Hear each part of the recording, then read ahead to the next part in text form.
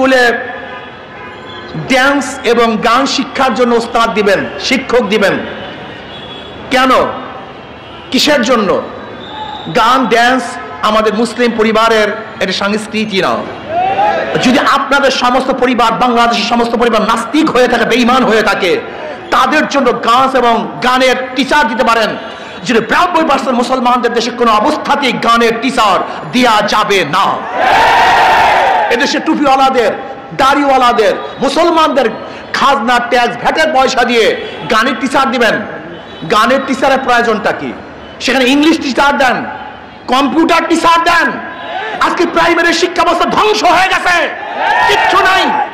সেখান থেকে আর মানুষ ঘুরতেছে না, ইউনিভার্সিটিতে চান্স পায় না, মেডিকেলে চান্স পায় না, কোনো জায়গায় চান্স পাচ্ছে না।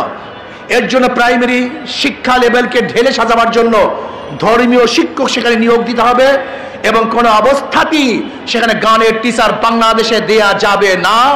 যদি দিতে চান আপনার গদি, আপনার মসনদ উৎখাত করবে ইনশাআল্লাহ। ফাইজলামি পেয়েছেন আপনি, মনে যা চায় তাই করবেন আপনি। এটা 92% মুসলমানদের দেশ। এদেশে কোনো অবস্থাতেই ইসলামের সংস্কৃতির বাইরে কোনো কাজ করা যাবে না। কাজে আসুন আমরা সবাই এখন মিছিল করব, এবং পিয়ারসি নির্বাচনের জন্য আমরা দাবি যে করছি এটা অবশ্যই সরকারকে দিতে হবে। আল্লাহ আমাদের সবাইকে